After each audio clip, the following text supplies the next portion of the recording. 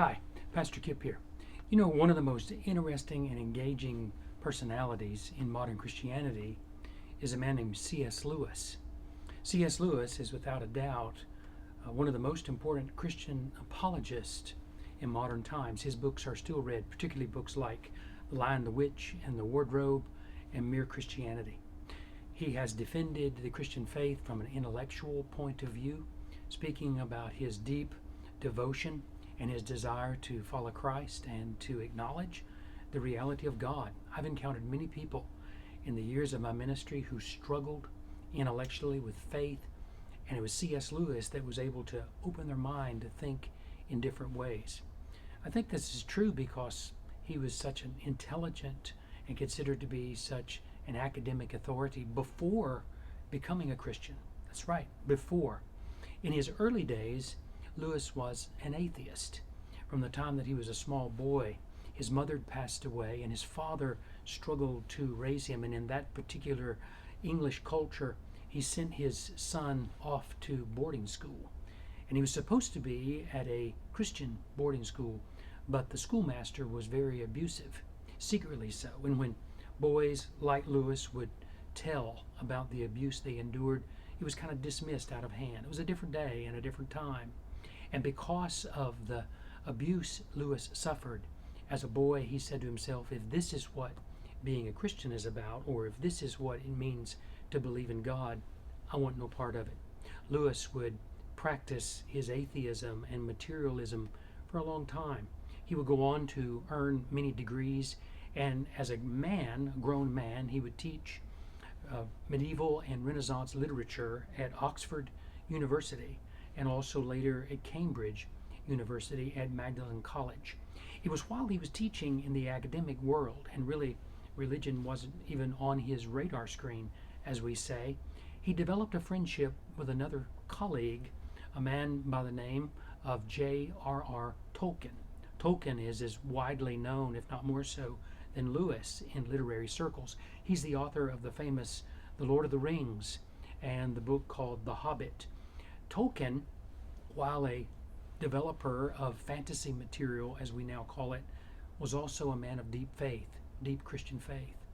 And he invited Lewis to join him and some other friends at a Bible study.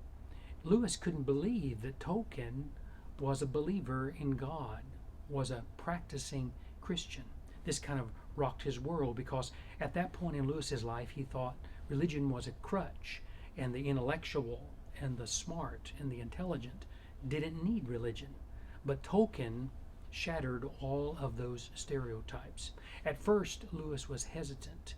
He continued to go to this group and he continued to talk about religious things with Tolkien and others in this group. Eventually, Lewis would, of course, come to the place in his life where he would acknowledge first the reality of God. That was in 1949, and then just a few years later, he would consider himself a Christian. He would be rebaptized and rededicated in the life of the church, and would then become a spoken voice for the cause of faith. Lewis described himself as the most reluctant convert in all of England. Now, what did he mean by that? Well, it was twofold. First, he meant he was reluctant. He was reluctant to really let go of all the reasons why he had clung so hard to all those years why there was no God, and why Christian faith and Christian doctrine was simply a myth. He was reluctant. But there's another side to it. Lewis would say that he felt God was reluctant to save him, to make himself known in his life, to cause faith to rise in Lewis. And thus he describes himself as the most reluctant convert. Lewis would struggle the rest of his life feeling worthy or adequate to the cause.